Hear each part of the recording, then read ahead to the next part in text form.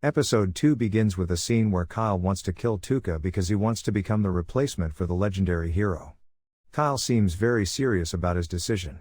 He says that he can kill Tuka in 2 ways. The first is by using his mana attack to explode Tuka's head, and the second is by destroying Tuka's original body in the small coffin that is now carried by Henry.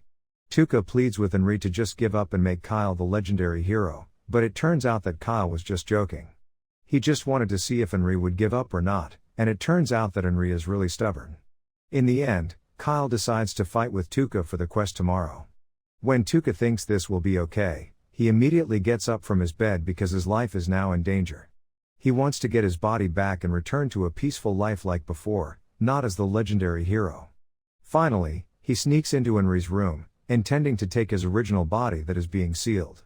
When he arrives, it turns out that Henry is sleeping in the same bed with Yuna. The small coffin containing Tuka's original body is hung around Henry's neck. It could have been taken and carried away, but Tuka's gaze was diverted when he saw Yuna's thigh. Tuka tries to focus on his main mission. But without realizing it, his body moves and puts stockings on Yuna's legs. He feels relieved and heads towards the window to get out. At that moment, he remembers that his mission is not that. When he was about to go back to get his body, he heard someone enter the room through the door. He hides behind the window. When he thought it might be a thief, it turned out that what he saw was Kyle. Tuka thought Kyle was going after Yuna, but he wasn't. He was heading towards Henry's body. Tuka thought Kyle was a lolicon, so Henry refused to be his hero. It turned out that he wasn't. He took the small coffin containing Tuka's original body and tried to stab it. Yes, he intended to kill Tuka that way.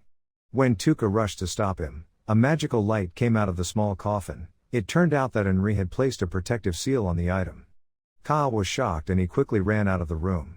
Henry woke up, but didn't see anyone there. When Yuna woke up and realized that someone had put stockings on her, she immediately knew who did it.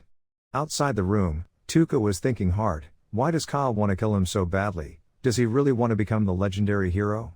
When he was thinking inside his room, suddenly Yuna came knocking on the door, showing the stockings with a very angry face and saying that she knows everything. Yuna immediately beats Tuka to a pulp. The scene continues the next morning, where a quest begins to hunt down a devil. Tuka is seen with a beaten face, obviously because someone had beaten him up the previous night. All the quest participants hurried together, including Tuka and Kyle. Kyle asked why Tuka's face was beaten up, and Tuka answered that he was worried Yuna might catch a cold, so he gave her his stockings. Tuka also told Kyle that someone had tried to steal Henry's necklace, and Yuna had beaten him up for it.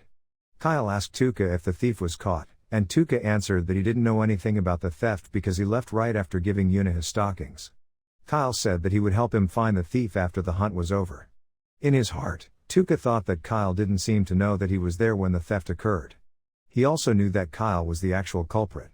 Tuka also thought that if Kyle couldn't kill him that way, his next target would be to kill Tuka directly using mana attack.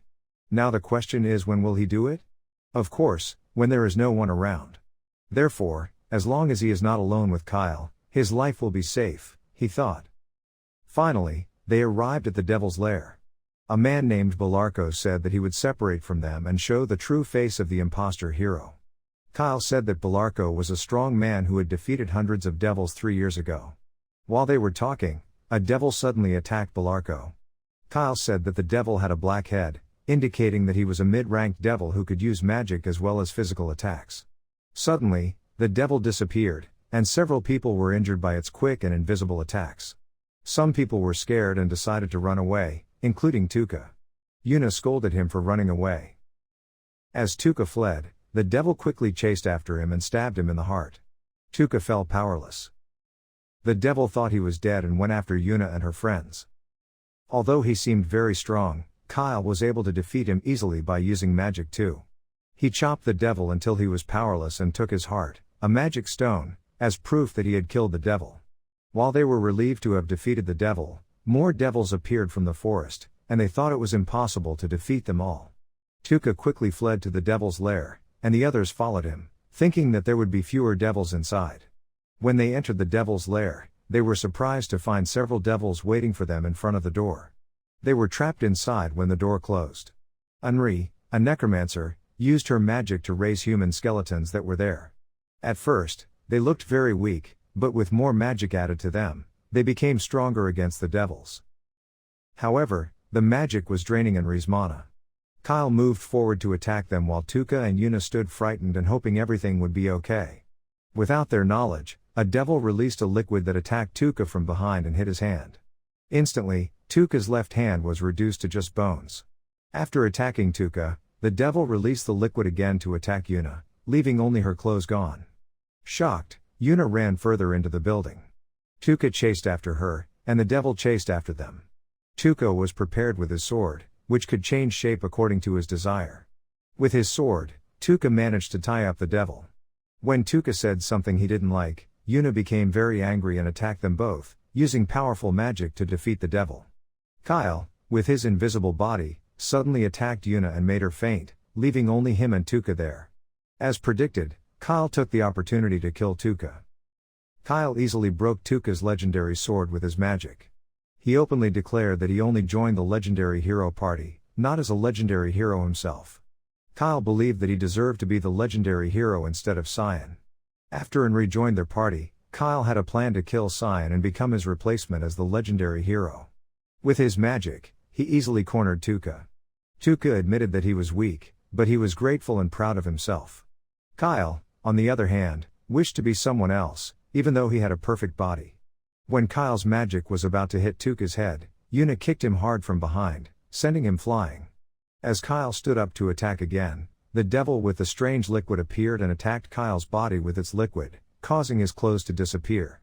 Henri said she wouldn't give Kyle the legendary hero's body. Kyle revealed Henri's secret that she wasn't a human but a necromancer with a magic stone functioning as her heart. If he could get it, he would be able to control magic like Henri. They ran away from Kyle because they didn't think they could defeat him. Kyle chased them, but they hid behind Tuka's sword, which he turned into a wall-like structure. After successfully tricking Kyle, they felt relieved. Henri said she was not human and allowed Tuka, who was now the legendary hero, to kill her. However, Tuka refused and said he wanted to see Henri grow up to become someone beautiful and live with her in a village. Unexpectedly, Henri agreed with Tuka's perverted desire.